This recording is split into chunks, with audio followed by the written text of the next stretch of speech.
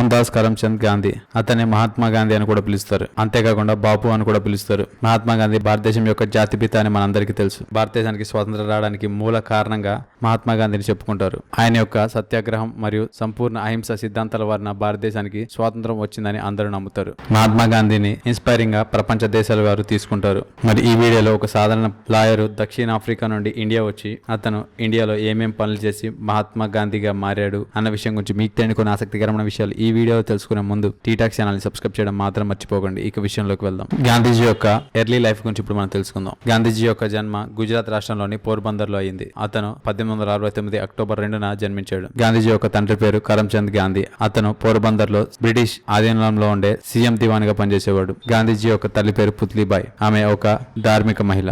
గాంధీజీ యొక్క ఫ్యామిలీ ఎక్కువగా హిందుత్వాన్ని జైనిజాన్ని కూడా నమ్ముతుంది. అందుకే వెజిటేరియన్ మరియు ఫాస్టింగ్ అనేవి గాంధీజీ ఎక్కువగా చేస్తూ ఉంటాడు. గాంధీజీకి 13 ఏళ్ల వయసు ఉన్నప్పుడు 14 ఏళ్ల కస్తూరిబాయ్ మాక్నజీతో పెళ్లైంది. పోర్బందర్ మరియు రాజ్కోట్ లో హై స్కూల్ ని చదువుకున్నాడు. స్కూలింగ్ లో గాంధీజీ యావరేజ్ స్టూడెంట్ గానే ఉండేవాడు. మెట్రికులేషన్ తర్వాత భావనగర్ లోని శ్యామల్ దాస్ కాలేజ్ లో చదువుకున్నాడు. గాంధీజీకి 19 సంవత్సరాల వయసు వచ్చినప్పుడు అంటే సెప్టెంబర్ 4, 1888లో గాంధీజీ లండన్ లో లా చదివి బారిస్టర్ అవ్వడానికి లండన్ వెళ్లిపోయాడు. లండన్ లా కాలేజ్ లో గాంధీజీ డిగ్రీని సాధించాడు. ఆ తర్వాత 1891లో ముంబైలో వకీలుగా పనిచేశాడు. ఆ తర్వాత గాంధీజీ యొక్క సౌత్ ఆఫ్రికా యొక్క యాత్ర స్టార్ట్ అయింది. 1893లో గాంధీజీ సౌత్ ఆఫ్రికా వెళ్ళాడు. అలా సౌత్ ఆఫ్రికా వెళ్లడం వల్లే గాంధీజీ యొక్క రాజకీయ నాయకత్వానికి ఎంతగానో ఉపయోగపడింది. దక్షిణాఫ్రికాలో గాంధీజీ ఇండియన్ అయి ఉండడం వల్ల అనేక భేదభావాలను ఎదుర్కొనేవాడు.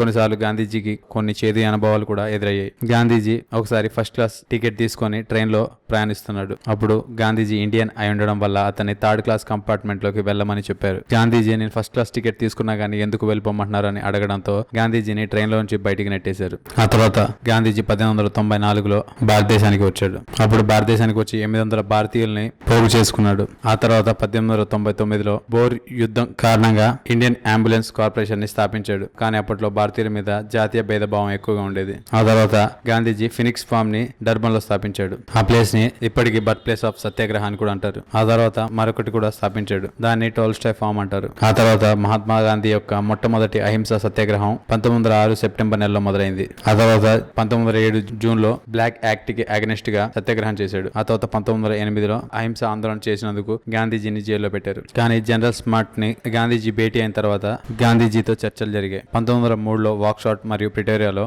గాంధీజీని 3 నెలల పాటు జైల్లో పెట్టారు. జైల్లోంచి బయటకు వచ్చిన తర్వాత భారతీయుల సముదాయం యొక్క సహాయం కోసం మళ్లీ తిరిగి లండన్ వెళ్ళాడు. కానీ అప్పటికి ఆయన యొక్క ప్రయాసం వ్యర్థంగా మారింది. ఆ తర్వాత అనేక పోటుపాట్లను ఎదుర్కొని 1947లో చివరికి అహింసా సత్యాగ్రహ మార్గాలతో భారతదేశానికి స్వాతంత్రం తీసుకొని వచ్చాడు. చూశారు కదా మహాత్మా గాంధీజీ యొక్క జర్నీ గురించి మీకు తెలియని కొన్ని ఆసక్తికరమైన విషయాలు ఈ వీడియో కనుక మీకు నచ్చినట్లయితే లైక్ చేయండి, షేర్ చేయండి. ఇలాంటి మరికొన్ని ఆసక్తికరమైన విషయాల గురించి తెలుసుకోవాలనుకుంటే టీటాక్ ఛానల్ ని సబ్స్క్రైబ్ చేయడం మాత్రం మర్చిపోకండి. Thank you for watching.